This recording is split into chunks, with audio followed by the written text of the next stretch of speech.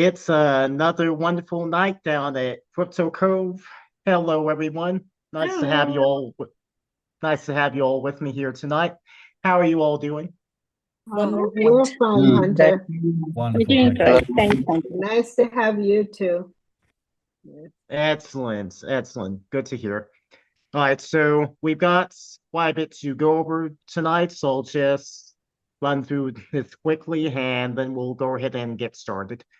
So the first thing we're going to do is our headline topic of the night, is we're going to go over the new changes that have been made to pool microlending.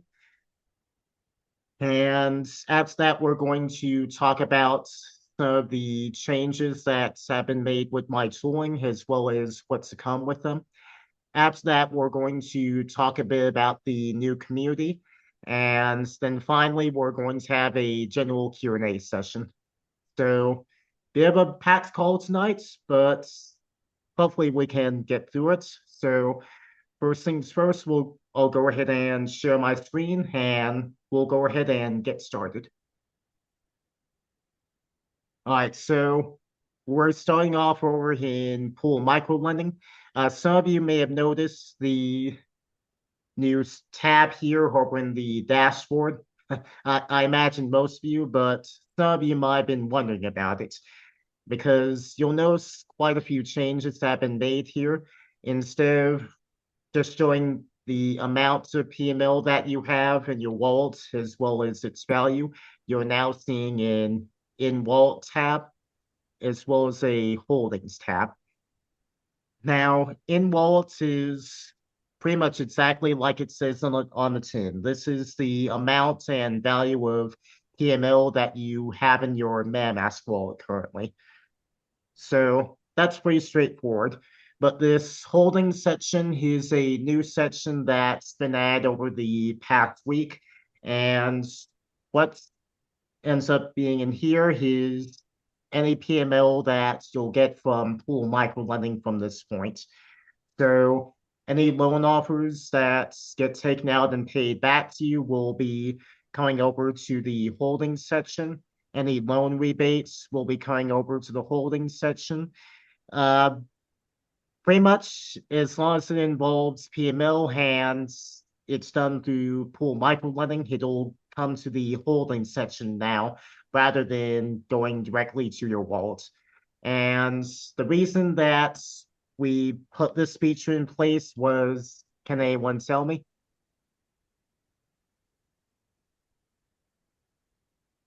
Stop Stop the the selling. selling. The sellers, to stop the sellers, exactly.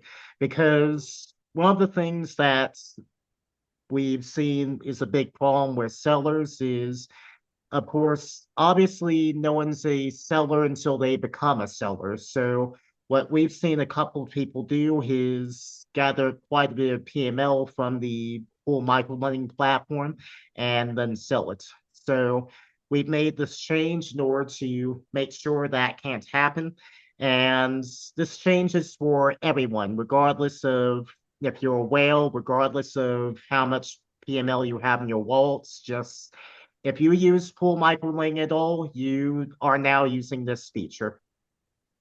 And that actually goes hand in hand with another feature over in the lending side. Let me go ahead and let these folks in. All right, so we're loading up the lending tab here. And if I go over to the My Offer section, we can see that so far everything looks fine here, but let go ahead and scroll down to near the bottom after the new feature of the holding section was put in place. All right, and we can see that quite a few of these loans offers, I get my loan offers all guaranteed because I'm whale, but you'll see something missing here compared to several others from before, and that is the transaction hash. Now, this is actually intended because no actual transaction took place on the blockchain. Like, for example, if we go to the last loan offer I made, that's went through the main platform regularly in the old part of the system, we can see that it has a corresponding transaction hash. And we can see that that did indeed go to my wallet. But the way the system works now is that everything goes over to the holding section rather than your wallet. So this was a matter of an internal transfer, not a matter of a transaction made on the blockchain. Now, I know some of you have been concerned about this, but it's actually pretty standard when it's just a matter of moving a couple of numbers around. I do know that several custodial wallet providers like Xapo do this in order to save on transaction fees, because ultimately what they do is they have big wallets that commingle user funds. So if you have one user that's going to transfer crypto to another user that uses the exact same platform, why spend money on the transaction fee when you can just threat over in your private ledger that, okay, this user wants to send this amount over to this other user. So that saves on transaction fees for the system, and it also prevents any funniness that MetaMask is still unfortunately doing with our platform here. So I'm just going to give a bit of an example here. But before that, I'm going to go ahead and go back to the dashboard. And we can see that right now my holdings are at $479 roughly, a bit over. But if I go back to the lending tab, and you'll notice that, again, there's a bit of a change here. Instead of it showing the amounts of PML you have in your wallets, you're now seeing from holdings, and it's showing the dollar value of what you have in your wallet. Now, the first time you interact with the new system, as you might call it, it will take from your wallet, first off. And it may end up doing so multiple times, depending on what your positioning is in what you're allotted insofar as pool microlending goes. So everyone knows how the system generally works. If you have less than $3,000 worth of PML in your wallet, then you can create one loan offer per day.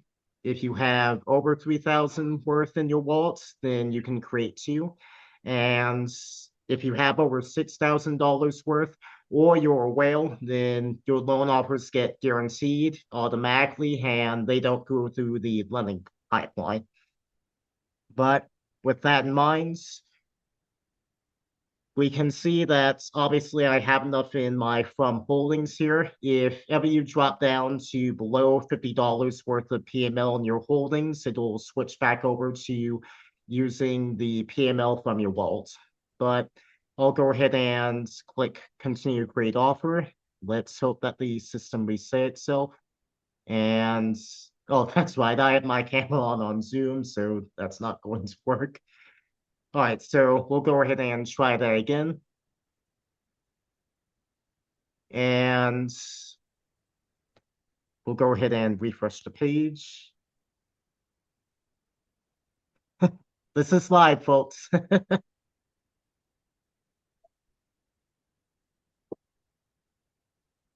All right, so it looks like there's a bit of a bug going on there with my Google Chrome, but we'll go ahead and say that that's correct. So, oh, because that camera's going the camera. Alrighty. So we'll go ahead and click take photo. And we'll click continue. Eventually, we'll figure things out with my bundling. All right, so transaction confirms, and some of you eagle-eyed viewers may have noticed something. Now, who do I want to pick on tonight? Eeny, meeny, miny. All right, Joe. So Eeny, Joe, meeny, miny, Joe. Okay, that works. all right, so Joe, you've of course been using the lending platform for quite a bit, right? Yes, I have. Yep. And did you notice anything different about how that loan offer was created versus how you come to know it? Yeah. When you click the take photo and then purchase, the MetaMask portion does not come up for Mhm. verifying the transaction. It's just automatically verified. That's right, because Yeah.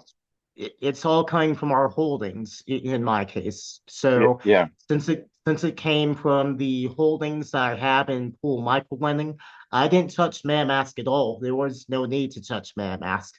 I mean, I still need to be logged into MetaMask since that ultimately serves as my credentials, but it didn't need to interact with my wallet at all other than that. Yep. So that's pretty simple, of course, and that will also ultimately help user experience because now you don't have to click 3 or 4 buttons just to transact one transaction Yep. or approve a spending cap request. Yeah. It's very simplified. Yep. All right, so I'm going to go ahead and share my screen again, and we'll go down to the bottom of my offers to verify that that loan offer was indeed guaranteed.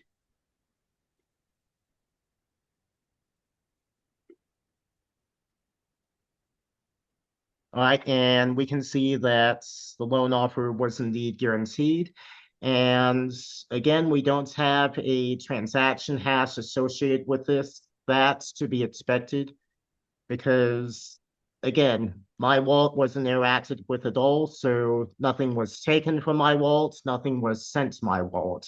Seems pretty fair. When you all agree? Yes. So we'll go back over to my dashboard and we can see that the amount I have in my holdings has gone up $50 roughly. All right, so as I said before, this is where all the PML that you get from pool microlending will go from here on, regardless of if it comes from a loan rebate, if it comes from a loan you take out, if it comes from a loan offer that gets paid back to you, it all comes over to the holding section rather than your in-wallet section. And but right now, you're not going to be able to take anything from this section, regardless of how much you stack up in here. But once we get to our price chart over in PML, we'll be able to change it so you'll be allowed to take out any amount over 6,000 that's in here. And we're doing it that way, of course, again, to combat sellers. Because unfortunately, this has not been enough for folks. Unfortunately, the actual page regarding PML selling doesn't seem to have been enough to help people understand. The several meetings where the key point has been don't sell doesn't seem to have been enough for folks. You get the idea, folks. We've tried a lot here over time, so yeah, we're starting to get into processes such as this one, and I think that's pretty fair in order to keep the sellers at bay. Wouldn't you all say? Yeah, 100%. Yes. And I have had a couple questions before in regards to if your privileges on pool microlaying depend on what's in your wallet versus what's in your holdings. The way things are currently, that's based around what's in your wallet rather than what's in your holdings.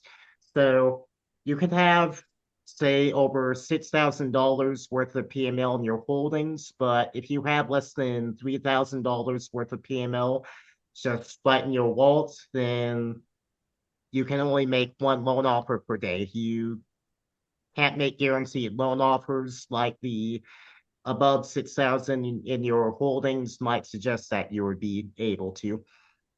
So the only thing that counts as far as what you can do in pool microlending is what's in your wallet rather than what's in your holdings as far as privileges go. All right, so are there any questions about that before we move on to our next section? Yeah, Hunter, I do. All right, Paul had his hand up first, so Sure. go ahead, Paul.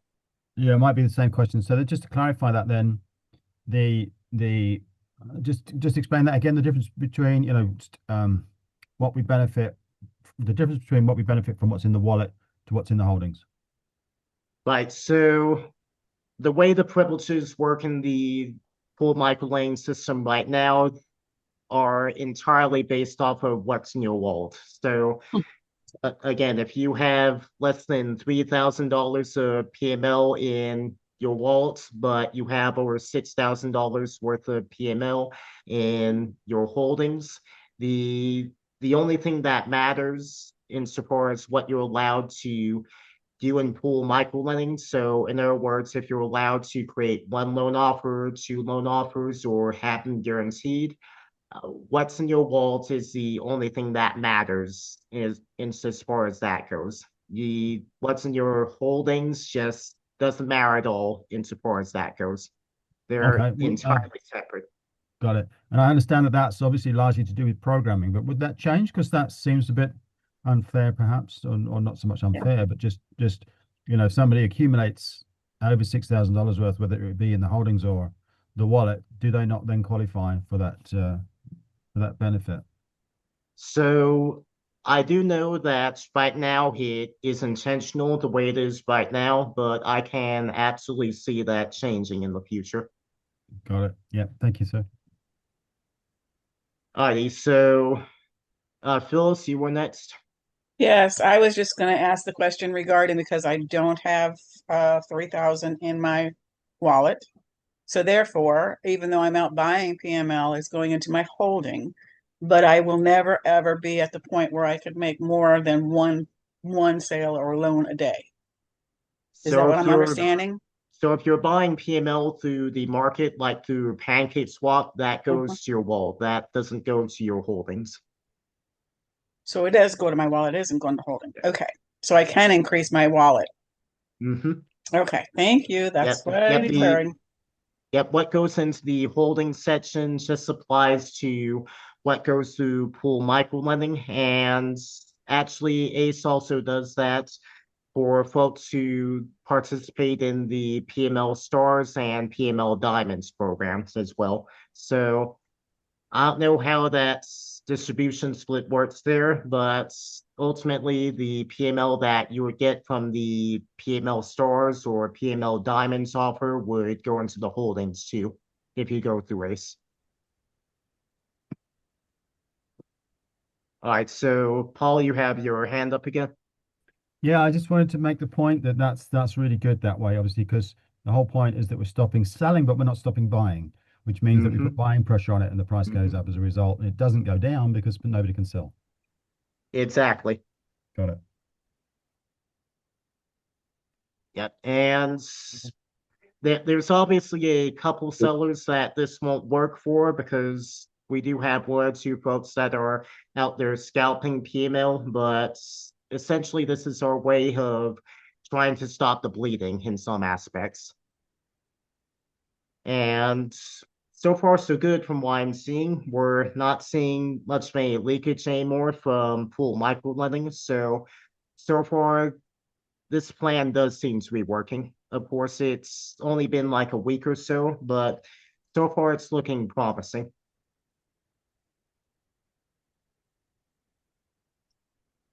All right, so are there any further questions before we move on? All good from my end.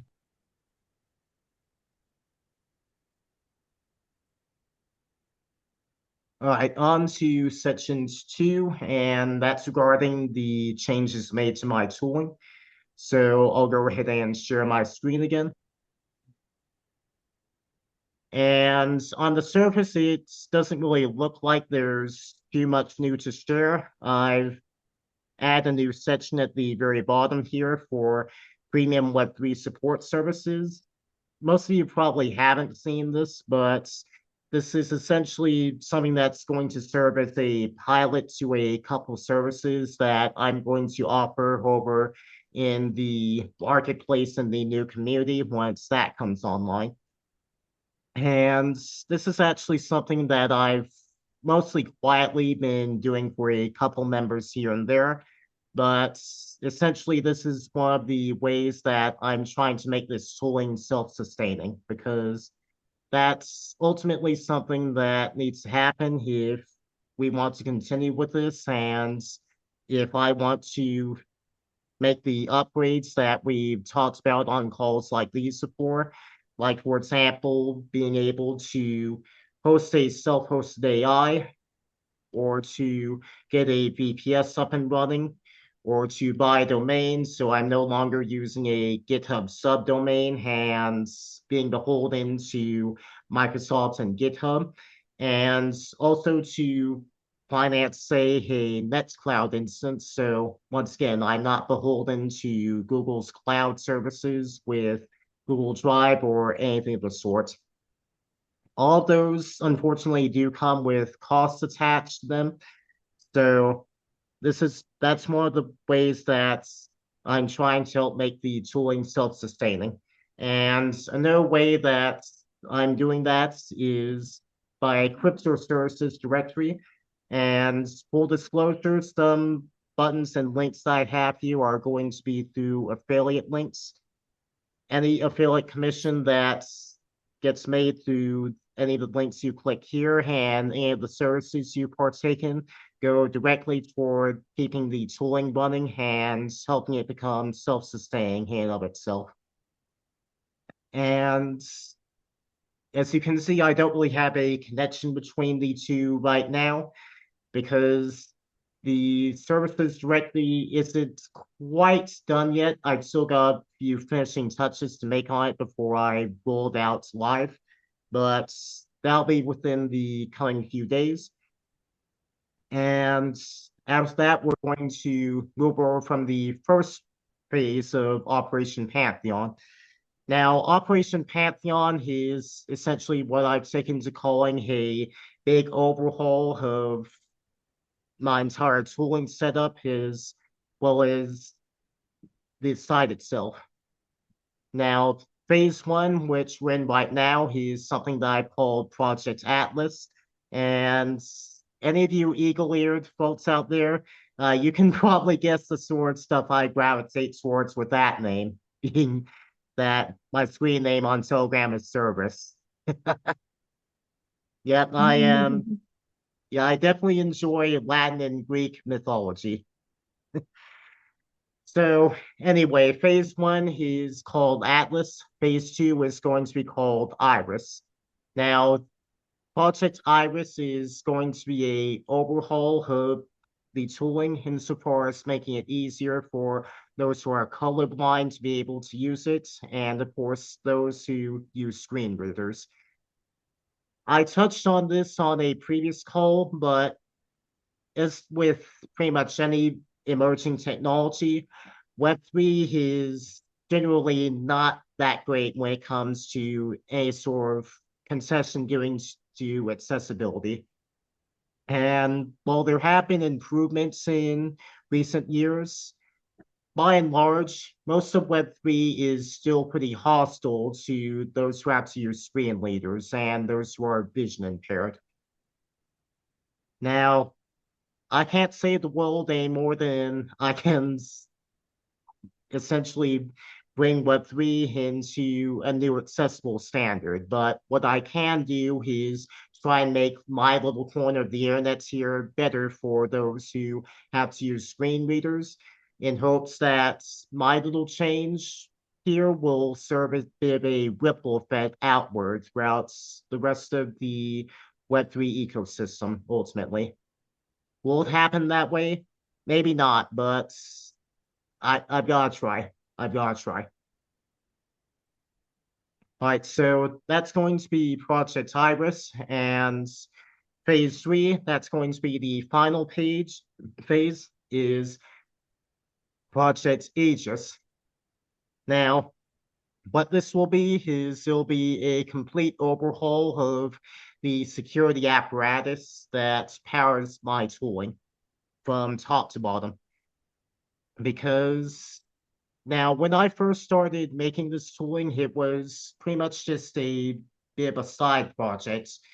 And originally, my idea was just to have this be a little bit of a tool to help streamline a thing or two for the executives. Of course, eventually I did make the decision to roll it out towards the entire community. Some of you may have seen that from my original Blogspot tooling that I had. Now, that's still up, but it's ultimately not being maintained or have anything new added to it, and it's going to stay that way. Originally, I had an ideas and designs to completely retire the Blogspot blog by this point, but some of my top backers at this point apparently have different priorities in mind. So I don't expect that to happen right at this moment, but I do expect it to happen before too long, hopefully. But I digress. Now, again, when I was first building all this, it was more built with convenience in mind than with security in mind, because that's where it was in the beginning, just a matter of a bit of convenience. But as I look at everything that's being done with my tooling and all the folks in the community that are using it, it's becoming increasingly clear to me that it's not just a convenience anymore. It's ultimately become de facto infrastructure in the community. So that means that my thoughts towards security have to tilt towards something that is proper infrastructure rather than something that's just convenience. And that's going to be the goal of Project Aegis, to essentially overhaul the security of my tooling to the point where it's using industry standard tooling and industry standard security behind that tooling. Because ultimately, we've reached a point in my tooling where a mistake doesn't just lead to an error message. It could very well lead to loss of funds. Now, I can't have that, and I'm pretty sure none of you all want that either, do you? No, you've got to do what's necessary. Yeah. Absolutely. Yeah, so of course, I can't reveal all I'll be doing, but you can expect these changes to start rolling out in the coming weeks. We're just about heading to the end of phase 1, moving into phase 2. So, are there any questions about that before we move on? No, all good. Alrighty, so we'll go ahead and move on.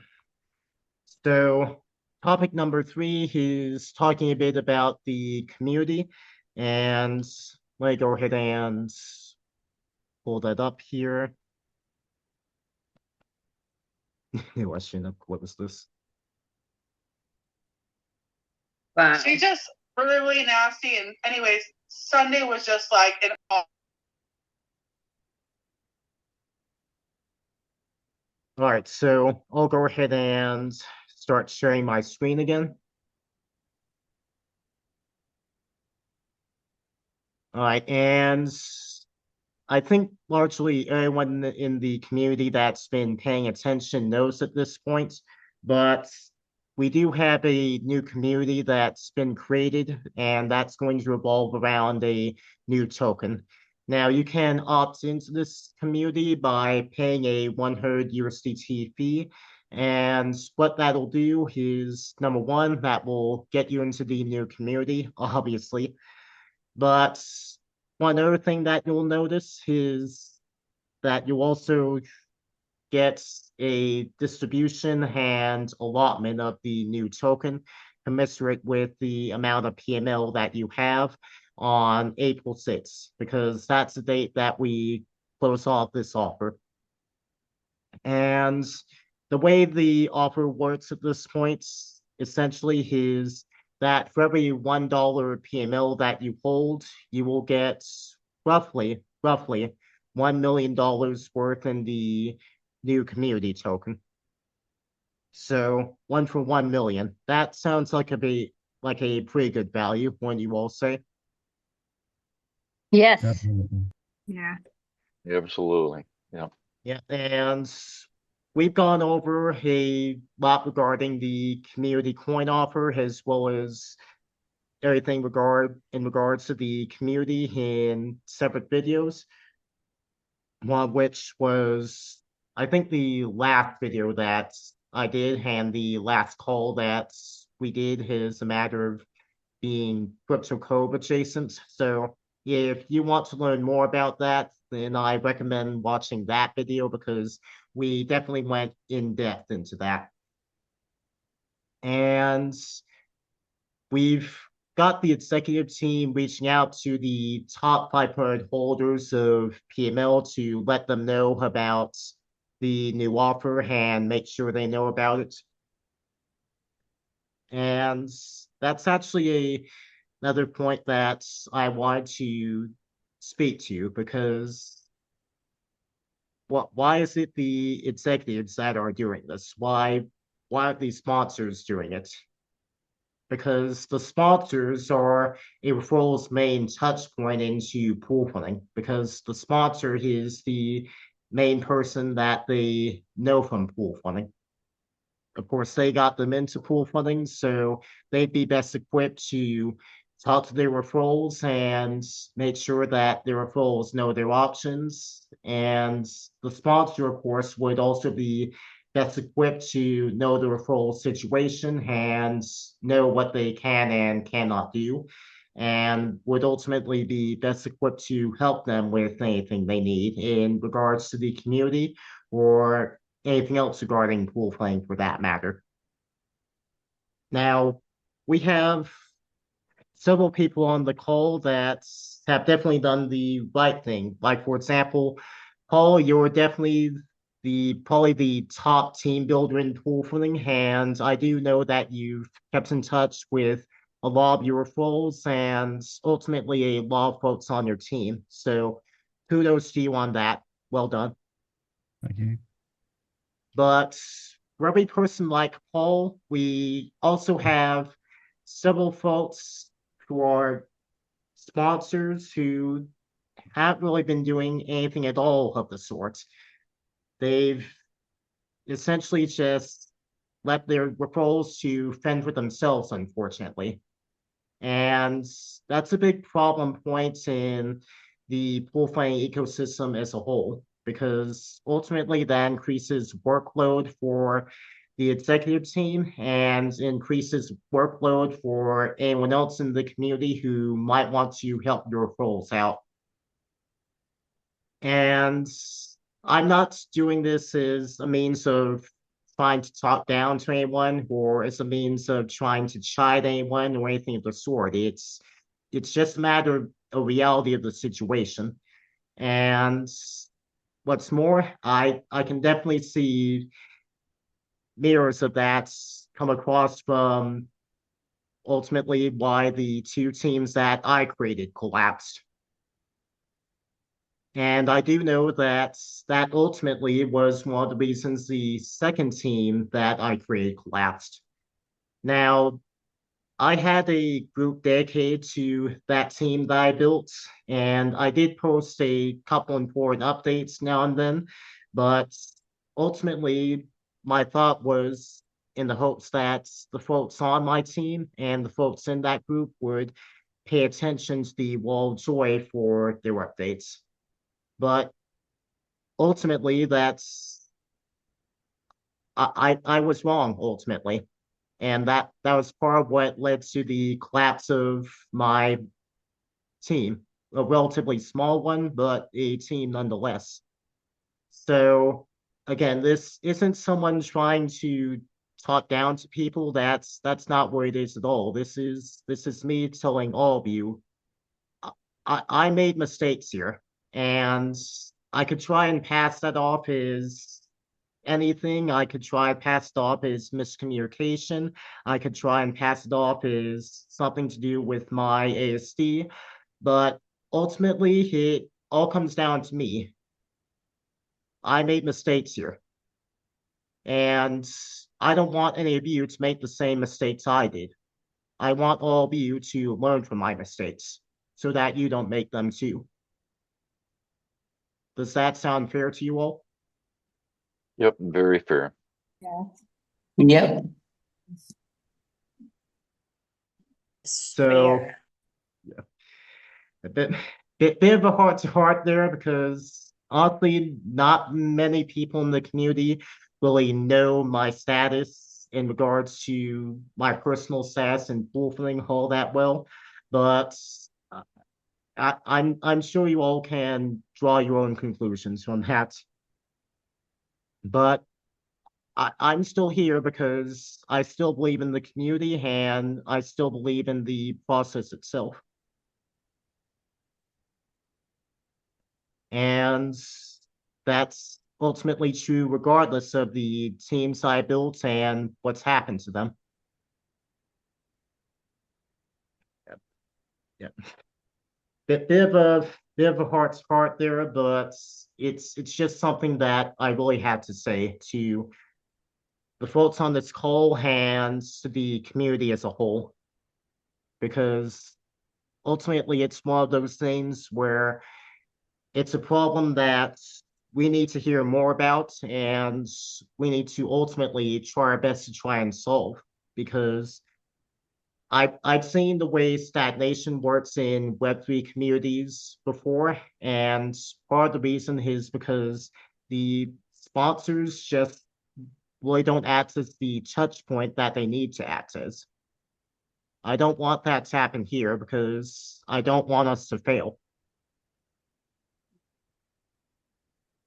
So learn from my mistakes here. If you take anything from that big heart to heart that I just had there, it's learn from the mistakes that I made here. All right, and Paul, you have your hand up again. Hopefully you can get us past this bit of musty stuff. Yeah, I mean, I just want to sort of add my pennyworth in it, as it were, because I think, everyone has come into pool funding at various stages of our evolution. And, when I first came in, it's a while ago now, a couple of years ago, and I was explaining to people what pool funding was in entirely the wrong way, much as you have said. So there was an expectation that I put in people's minds that has contributed to the problems that we have. So I've obviously evolved from that. I mean, I've got 40 odd years in direct sales industry and experience and so on. So I've been able to work around that. And what I now do is I explain it in a way that is honest and open, and it gives people the right expectation. And I'm able to do that really in ways that don't really mention pool funding as such. And I just want to say this. We only really need, if each of us just had 2 referrals, that would pay for us to continue on, and it would, that would double our membership. So, I can help you with that. I can show you what I do or how I approach things, and I've got various documents in that would help, little training, tools and notes and things. So that's all it would take, really, is just 2 people. And not only would that help expand our community, but that would also cover your outgoings as well, and put you in profit, actually, just on the on the pool funding side, let alone anything else. So I just wanted to make that point. It's when you have a good system that has been arrived at through 2 years of effort and a lot of failure along the way, and gotten to a point where I'm now have a better handle on things. I'd like to be able to share that knowledge and experience. And as I say, if you've only got 2 people out of it, it would be a huge benefit to the community. So, and particularly if we were able to pass that on down through, the new people that we introduce as well. So that's my pennyworth. There we go. I see Teresa's got her hand up as well. appreciate Paul hands. That actually speaks to one thought that I've had cooking in my head for about the past couple hours or so. One thing that might be a good idea is if we could put together a workshop with the folks that have done the best at team building as well as the best with keeping in communication and keeping their teams engaged. Because those are two parts of the puzzle here that we're ultimately missing here. Now, Paul, I know that you've done a stupendous job with this. I know that Karen Stoyles, who isn't on the call, I don't think, has done a stupendous job with this. But we do have a couple of the folks on her team on tonight, so you don't have to take just my word for it. Joanne, can you go ahead and unmute?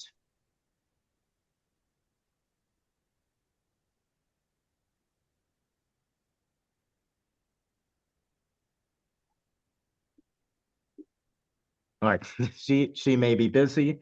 Ruth Brown, are you still on the call? Yes, All right, so you've been with Karen for quite a while, haven't you? yes, I have. And what would you say in regards to what I've said regarding her ability to communicate with her team and keep her team engaged? Would you agree with that? Uh, absolutely. Yeah. And So more, you'd and yeah, more. so you'd say She's she's a good leader, uh, she's a great I'm person to talk ever to. ready for of anything you want. She's there for you. You're breaking.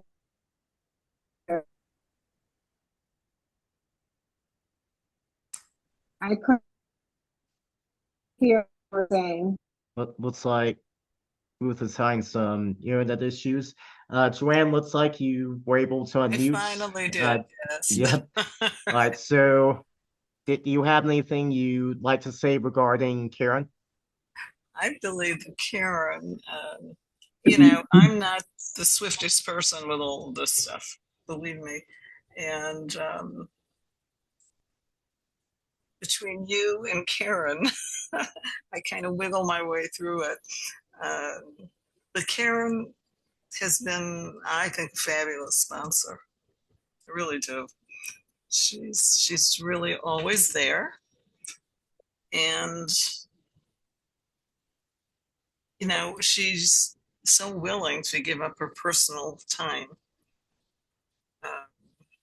You know, I'm sorry some of the members that, like Beverly, has been, you know, not involved. And Susan actually had a problem with the system. She wasn't able to pay me.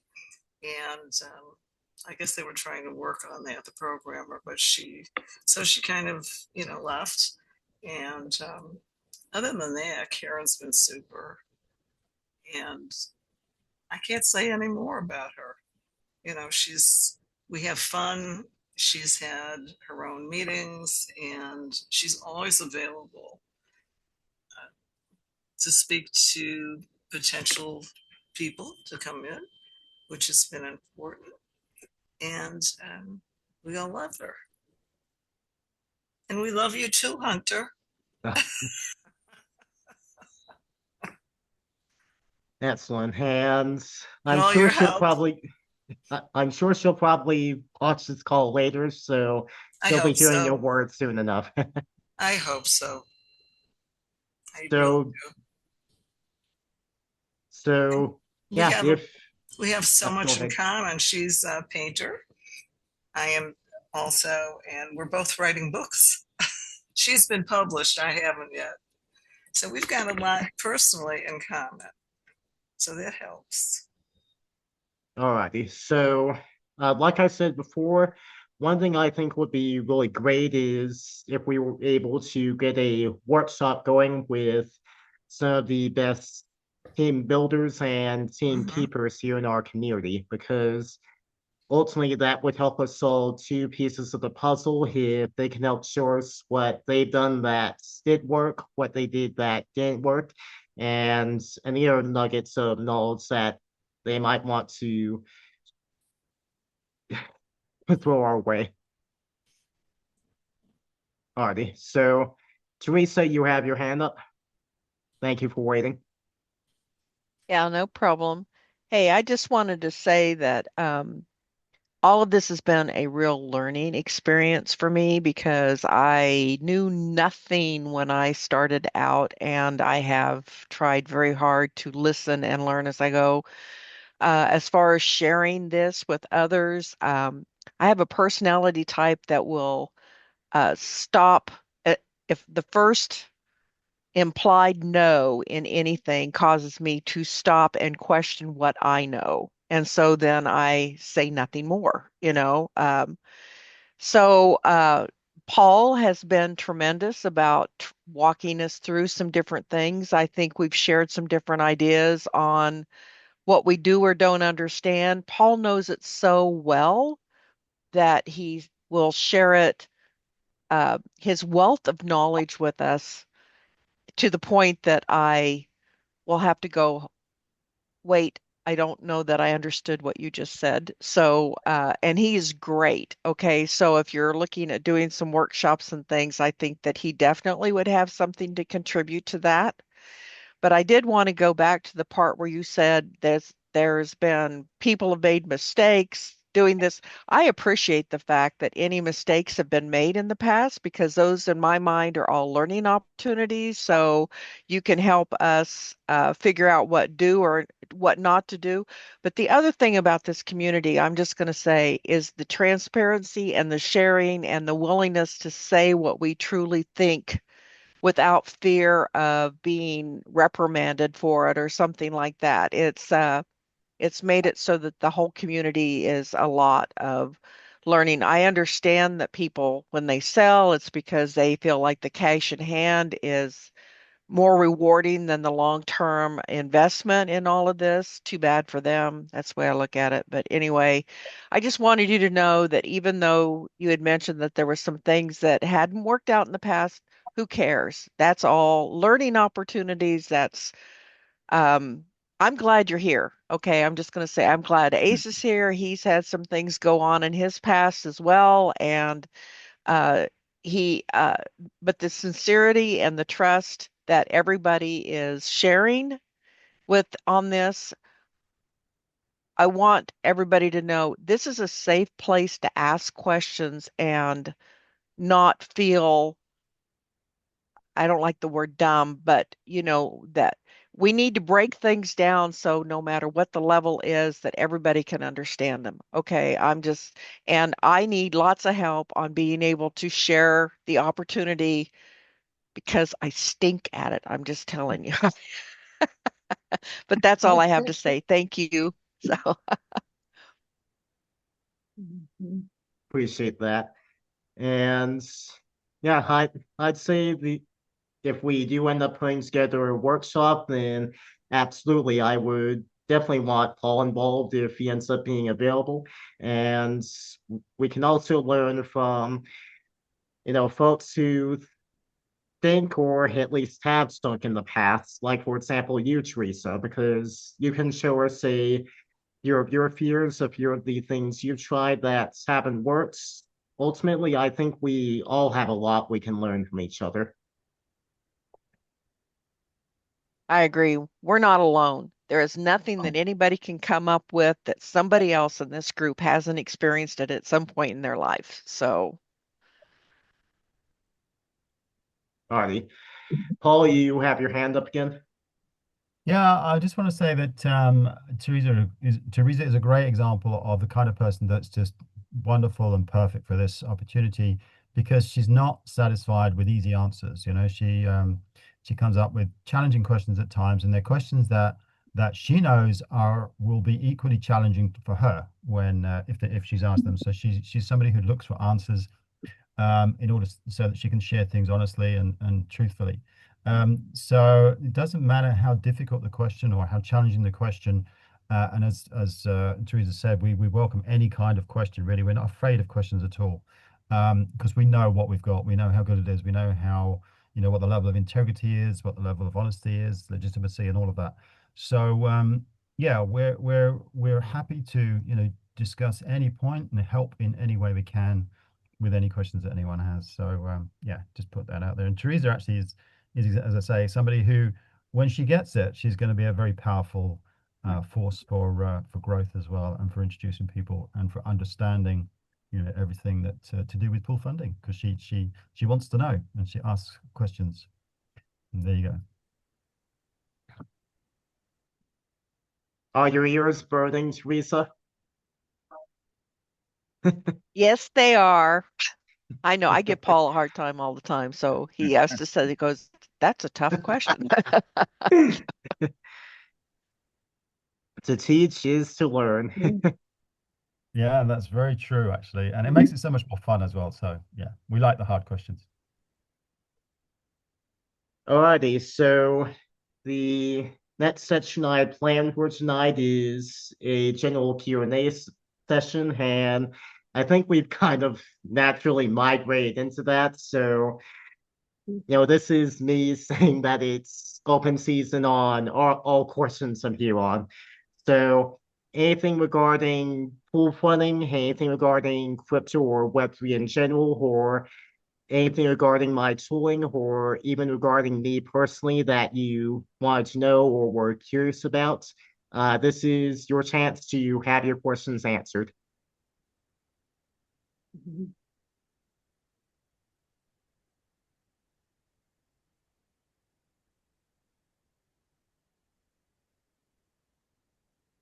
I just want to put the question out there. Who would want to take advantage of a workshop that was set up for for helping the community? Joe's got his hand up. Thank you, Joe. Yeah, Joe's got his hand up. Me. So Lucy. awesome, yeah. So I want to say this, and it's going to sound a bit uncomfortable, possibly.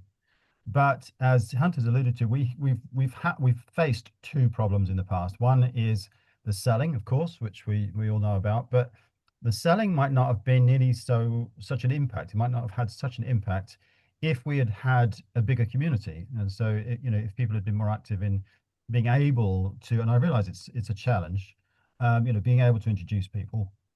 If we'd have had more success with that as a community, then the selling would not have had such a big impact, because it would be based on a larger community and a larger supply of pool funding, or a larger holding of the tokens. So yeah, it's not going to take much to for us to get to a stage, excuse me, where we are much more comfortable and able to talk to other people about this. I think we've proven that perhaps through, the training that we do. I do with a few people. I've done with a few people. Lucy's a very good example, because Lucy has picked up so much, and we do role plays on our trainings at times, and Lucy and Teresa, both of them are really starting to get it. Starting to really change their view of the world, actually, as much as anything else, which is often what crypto challenges us to do, because it's a brand new thing, and yet it's challenging the banking system to the point where they are wary of it, frightened of it even. So we're kind of battling to some degree the banking system, and it's because it's decentralized. It's because it's extremely efficient, extremely powerful, in the hands of people who would otherwise not want it in the hands of the general public, because the banks would rather be in total control of the whole financial system. So it's something of a threat to them. So I love the fact that we have something that we can contribute towards and have control of ourselves in competition with all these big financial institutions, and we can capture some of what they have had a monopoly on, pretty much. So it's a wonderful opportunity for us to get much more involved in the things that affect our lives in such a powerful way. through the through finances basically.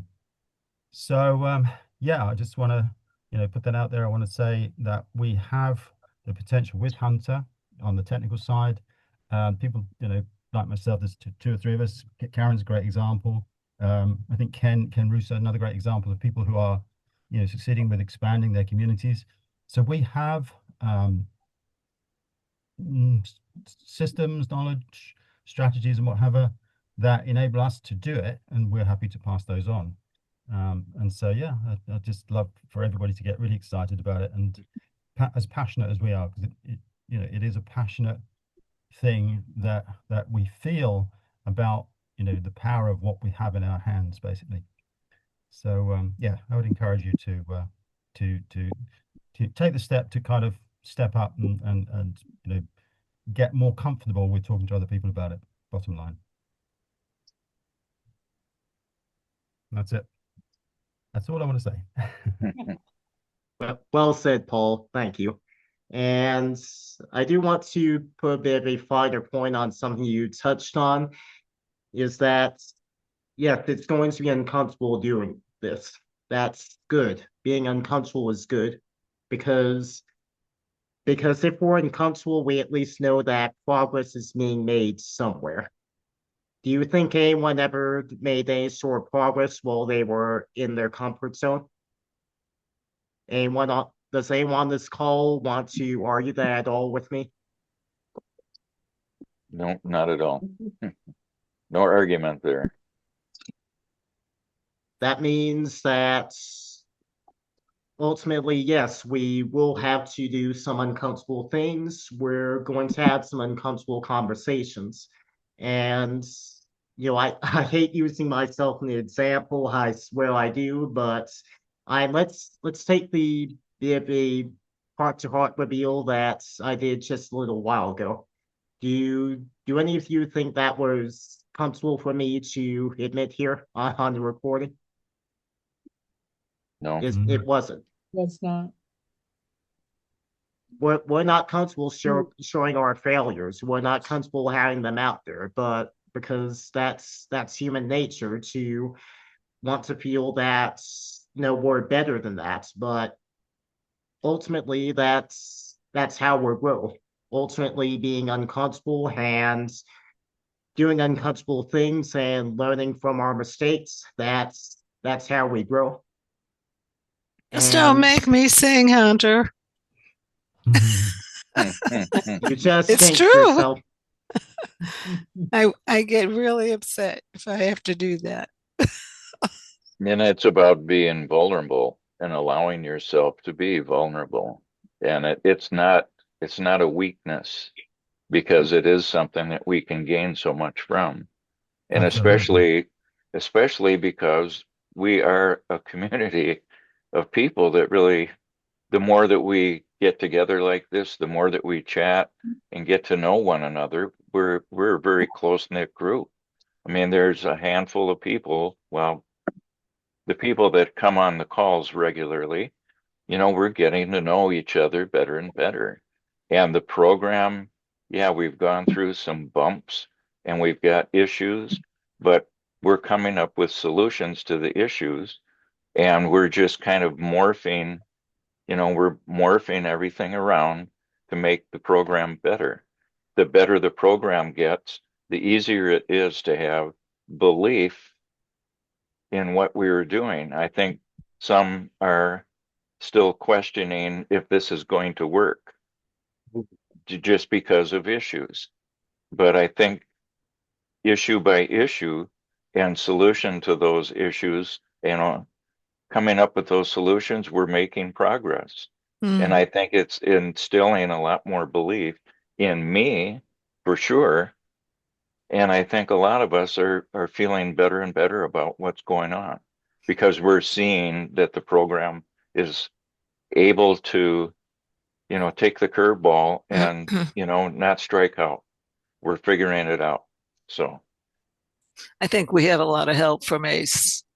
absolutely. He's so reassuring, and he knows, he's got the vision.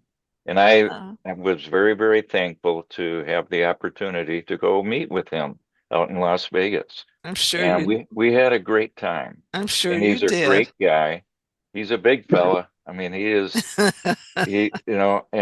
but He wow, watches these calls, I think. He's yeah, probably not going to appreciate that. yeah, he's a Oh, sweetheart. He's a Yeah. sweetheart of a guy. He's got a great soul. He's got a great heart, and he truly wants to help people. So And he has. Trust me. yeah, definitely. He's a love. Yeah, he has many gifts. One of his greatest, in my opinion, is the ability to see a challenge that most people would think is a bad thing, but yep, to him, it's an opportunity to create something even better. And without fail, that's what he's done every single time. And because he has the attitude that he can, and that there's always a better way of doing things when you come across a challenge, then his belief generates that opportunity to increase things and or to improve things, and that's what happens. And so it's because of his belief system. He has a phenomenal belief system. Belief systems, we think they might be sort of airy fairy things, but actually they do have a massive influence on not just how our brains work on a daily basis, but it's a way of training your mind to be open to solutions. And that probably sounds so that's a much too simpler a way of describing it. But when you have the gift that Ace has to do that, it becomes an exceptional ability. So yeah, I would say that's what I've discovered about Ace, and I have the great privilege of speaking to him on many occasions. And I thrash things out with him, and I ask him the same question 100 times, and he never gets bothered by it. And so, but he's a special guy, as Joe says. yeah, very much so. And one way that I learned it in regards to seeing new ways of doing something in the challenges that we face, one way that I learned it several years ago is the obstacle is the way. Yeah. Now, I want you all to repeat that in your minds at least once or twice here. The obstacle is the way. Yeah. I also want to say that when I first started speaking on live videos like this, or producing my own videos, I found it terrifying at first, and it was horrible. It was horrible to watch, and all I saw was this, frightened person. When I watched things back, and I thought, this is just awful. But I didn't let that stop me. And what you realize after a period of time is all you have to do is become yourself and be yourself, and you don't have to, because you think you have to kind of act in a certain way, or you've just got to get out there and do it and overcome whatever concerns or fears you have, and those concerns and fears disappear much faster than you'd ever imagine. And so, yeah, I would challenge everybody to push yourself through those reservations, because the rewards on the other side of it are 100 times more beneficial than the fear that we feel in stepping out. That's my experience. Absolutely. Alrighty, so looks like we have a couple questions here in the chat. Let me go ahead and read them off here. Dion asks, if the new coins will be equally distributed to the new community, what coin will be sold to the public? So we actually are going to be placing one whole of the new coin into the liquidity pool. So that's what's going to be sold to the public. Little bits of that, one of the new token. And we haven't decided on the name yet, but we do have several candidates that look interesting. But yeah, one coin in the market is what we're going to start with. That'll be available to the public. And of course, we're also going to have some members that are going to be buying and selling from that. So that is going to shift, but ultimately that's how we're going to be doing that.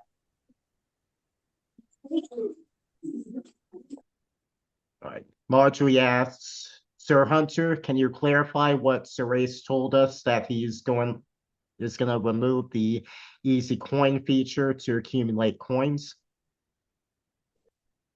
What he was referring to when he was talking about that is the PML that folks could receive into their wallets through the lending platform, through pool micro lending. And we've gone ahead and done that. We've gotten rid of the easy coin that you can get from that because the PML is probably one of our biggest problems at the moment, ultimately. So again, that was essentially our way of stopping the bleeding from pool microlending. So that's what he was talking about in regards to Easy Coin. He was talking about the PML that you get from pool microlending. Thank you, Sir Hunter. You're welcome. Alrighty, are there any other questions about anything? Yeah, that's basically what these sections of the calls are at this point. It's not a matter of Q&A, it's a matter of ask me anything. All right, Paul, go ahead. Yeah, so at the risk of being utterly boring, I just want to say that the people that are in my team and that we meet regularly and we talk to and we train and we teach and everything else, I think that one of the most fundamental things that I like to sort of tell people really, impress upon people, is that my main goal when I'm approaching anyone who might have an interest in pool funding or however I might make contact with a prospect, my primary goal is actually just to become friends with that person. So that's my main initial goal and target, because this business is about trust largely, and so if you focus on making friends, and I want to say that that is actually the most rewarding part of this business, is the number of friends that I've actually made, real genuine friends, through wanting to learn about them, through knowing that I've got something good to give them, and through being genuine with them in wanting them to understand how they can genuinely benefit from what we have to offer. But yeah, and it's such a privilege to be making so many friends across the planet. So it's not about selling. It's just about making friends and truly wanting to help people. It's as simple and as basic as that. Indeed, I've made a lot of excellent friends myself in the community, including you, Paul. I definitely look forward to meeting you when the whales go on tour, and hopefully you can point me in the right direction of the best fish and chip shops over in your neck of the woods. Because I haven't had proper fish and chips in probably well over a decade. Wow. And Yeah. we have our own version in the southern US, but it's just not the same. We have one of the best in the country close by, actually. So yeah, I can certainly Excellent, help with that. excellent. Looking forward to it. All right, and one thing that I just want to do out of order here because I just now remembered it. Let me go ahead and share my screen again. And I've heard some people say that they have been able to access pool microlending. They've gotten some errors whenever they've tried to access it via their laptop or mobile device. And one of the reasons for that we found is that some internet service providers are blocking pool microlending for whatever reason. This is actually fairly common for internet service providers to do this with non-standard top-level domains, like say the app top-level domain we have here, or pretty much anything that's crypto related. So I think that's the very same thing that's going on here. It's just a matter of them updating their lists eventually, whenever they get around to it. But in the meantime, the two ways to work around this is if you're on a mobile device like a cell phone, what you can do is you can access pool micro lending from your mobile data. So if you want to go to pool micro lending, you would switch off your Wi-Fi first, and then you would try going to pool micro lending. And it's very hard for pretty much anything to get lots over on the mobile data side because mobile service providers, even the ones that are the same as your local internet service provider, tend to use different protocols and different infrastructure than that of their terrestrial internet-based brethren. And if you end up finding a way to get a site lots over on the mobile data side, I'd wager that you would set out to do so because it's just that hard. But if you're either you don't want to deal with that, switching off your Wi-Fi and turning it back on when you're done, or you're on a computer, what you can do is you can use a VPN, download and install a VPN, and connect to it before you access full microlending. Now, the VPN that I typically recommend is ProtonVPN. The basic version of it is free to use, and it does everything that you would need to do, basically, for this function. This isn't sponsored. I'm too small to get any sort of sponsorship anyway, so you'll know that I recommend this because I like it, and I in fact do use Proton VPN myself. So just have that be a just have that in the back of your mind there. Alrighty. So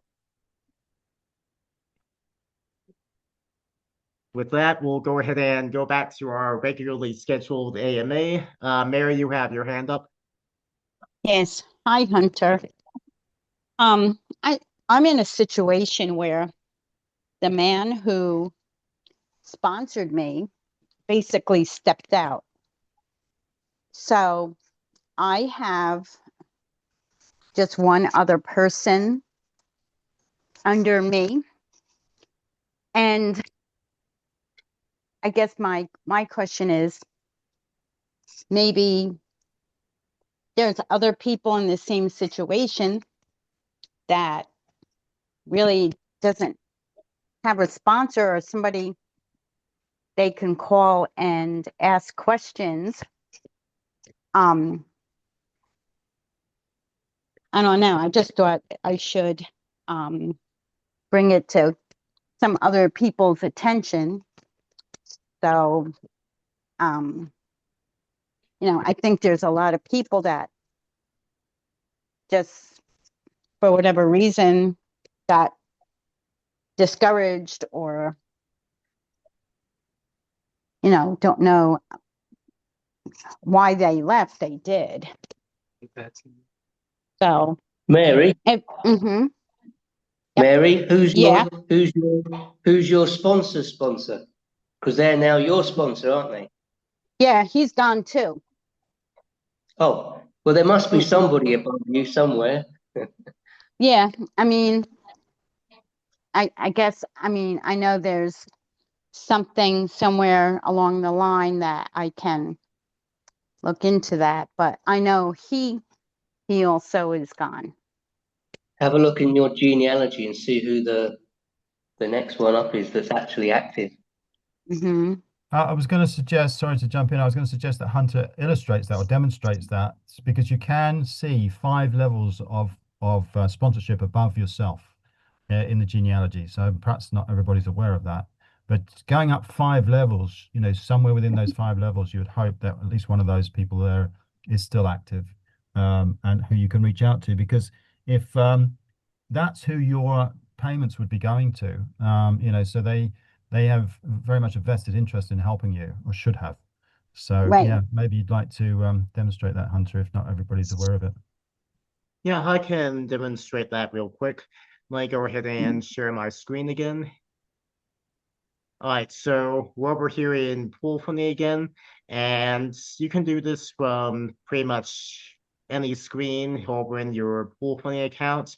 What you'll want to do is you'll click the Explorer button here. If you're on mobile, what you'll see is a row of 3 lines over near the top right corner, but that's essentially the same thing. It goes to the exact same place. So we'll go ahead and click the Explore button. And what you'll see near the bottom, right above taxes, is a button called Genealogy. Mm-hmm. So we'll go ahead and click there. And that takes you to your genealogy and all of your selected pools. Now, by default here, it shows you the folks underneath you, as well as the folks underneath them. But if we click on this upward facing arrow here above me, above that weird face, we can see who my sponsor is, Erica Russo, her sponsor, Roy, his sponsor, Lisa, and etc. And one more rung up is Ace himself. So yeah, you can take a look through your genealogy here to check several rungs up to see who was active. And I actually don't think the genealogy itself tells you who was active in here, but what you can do is you can take a look at the first person here that you think is still active. And what you can do is you can click on their picture here. And I probably can't show it here because this is the YouTube video, but what you can do is you can click View Profile, and then you can see their contact information. So that can help you reach out to them. Because Okay. like Paul said, if they're getting your payments at this point, then they very much have a vested interest in helping you out and making sure you stay active yourself.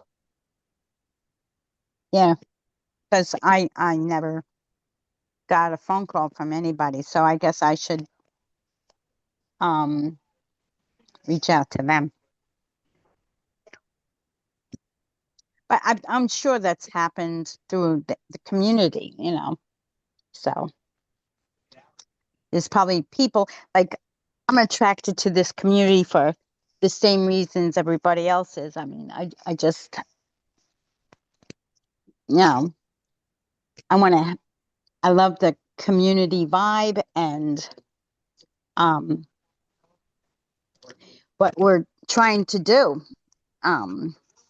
is very much appealing to me. So, and I'm learning a lot. So,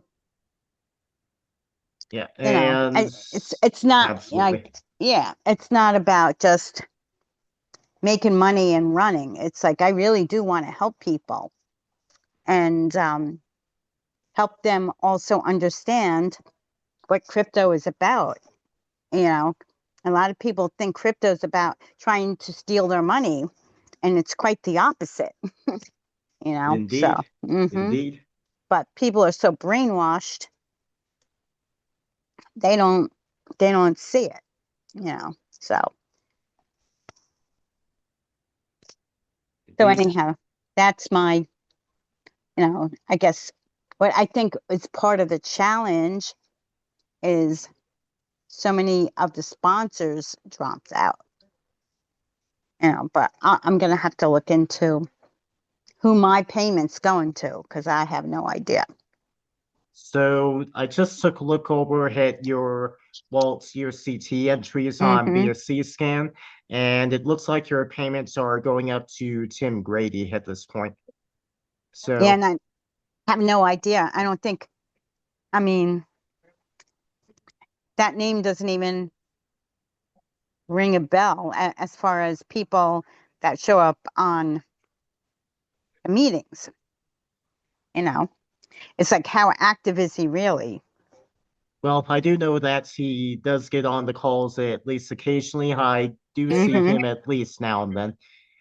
Okay. Reach out to me after the call, and I'll get you his Telegram handle, and you can reach out to him if you'd like. Okay. Thank you, Hunter. No problem. All right, so let's go ahead and look back at the chats. There's a couple more things in here. So the PML from microfunding, lending, or holding is not included in the computation when we compute the new coins, sir. everything that's allowed to you or you have in your wallets will be included in that computation. So you can put those two numbers together, what you have in your holdings and what you have in your wallets, and you can get the amounts because both of those count. And the same goes, I think, for any outstanding lending offers that you have, although we're going to see pretty much all those lending offers come due before April 6th at this point. So that's ultimately not going to be an issue, probably, as much as some folks might think it will be. So not too much of a concern. Noah says, we cook the best fish and chips, Hunter, when you visit. My hubby is a fisherman. I'll hold you to that, Noah. I will hold you to that.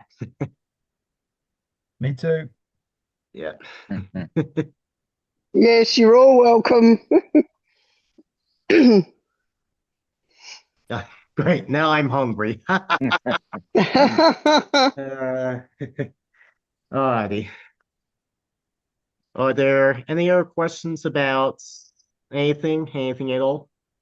Did you tackle that question from Rita in the chat there, Rita Donna L? Yep. Rita, the PML that you have in your holdings will be included in the computation. In fact, let me go ahead and give a bit of a visual demonstration of that real quick here over with mine. And let me go ahead and refresh here, make sure everything is as accurate as can be here. Okay, so right now I have $10,360 worth of PML in my wallet and 544 in my holdings. I'm not going to worry about the cents for this. So if we go ahead and punch those numbers into a calculator,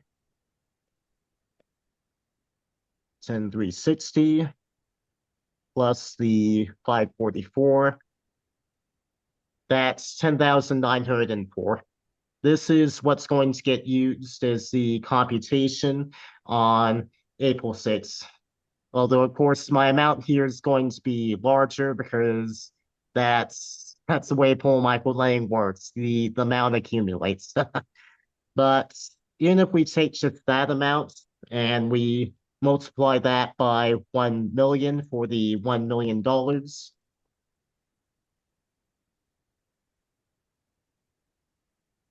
that's 10.9 billion.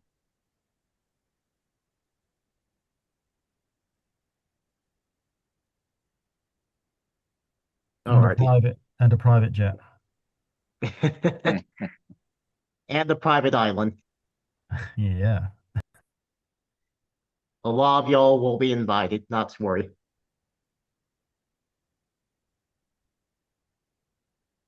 Listen, I have to tell you, we're having a tornado here. I don't know. I think I might go under my bed about now. Well, be safe. Be safe. Careful. Yep, be safe, Joanne. I'll go do what you gotta do.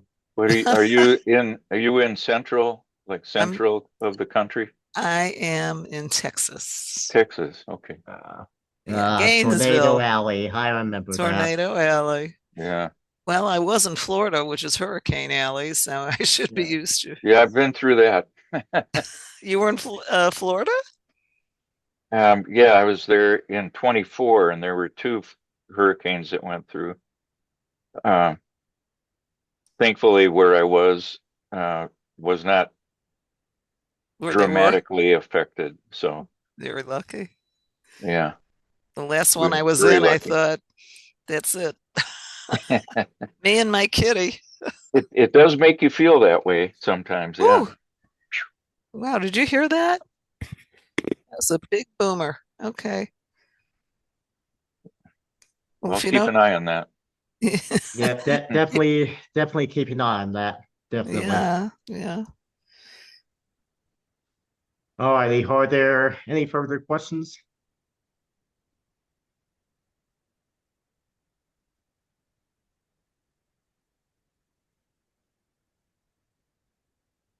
No?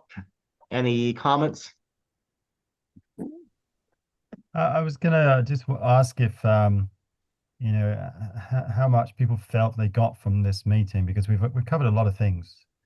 So I think it's always nice if it's nice for us, you know, when we say things and, you know, good or bad or whatever, and we contribute. It's just nice if we feel, you know, if we can feel as if we have said something that might be helpful for somebody along the way. So I don't know if you want to, I don't know how you feel about this, but if you could put like a number in the chat as to how much. Yeah, put a number 1 in the chat if you feel like you've got some good information, maybe. Yeah, thank you, Joe.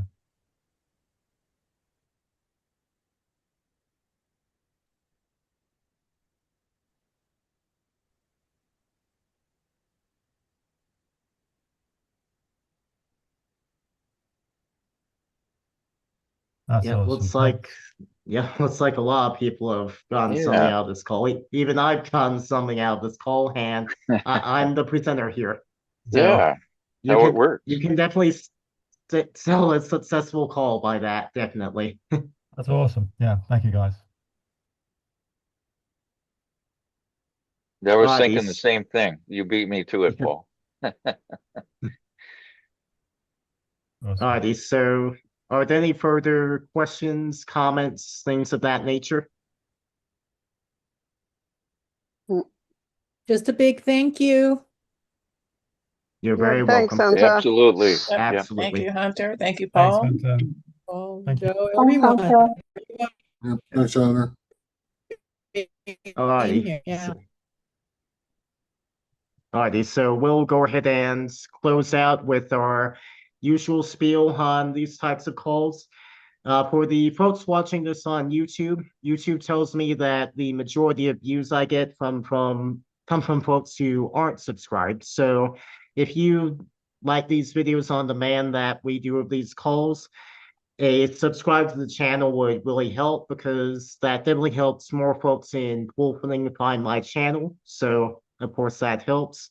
And for the folks, for generally everyone listening, as I've noted before on several occasions, I'm not part of the executive team, and I'm not part of the official Wolfening infrastructure at all. I do this all independently because I enjoy sharing my knowledge, and I do enjoy talking with all of you.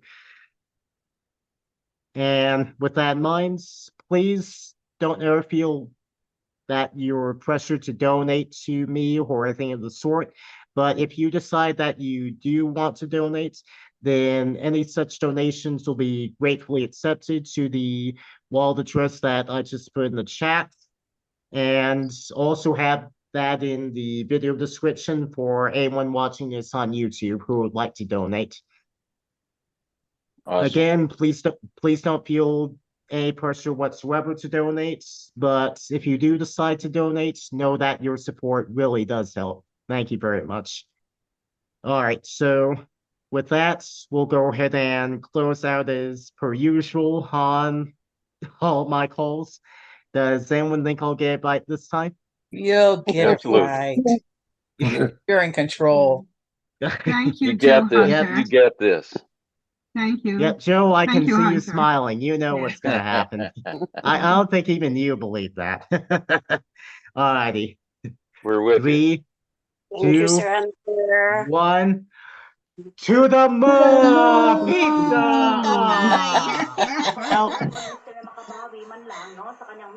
Y'all saw that coming a mile away. Happy parties, pizza. Yeah. Alrighty, so I'll go ahead and stop the recording.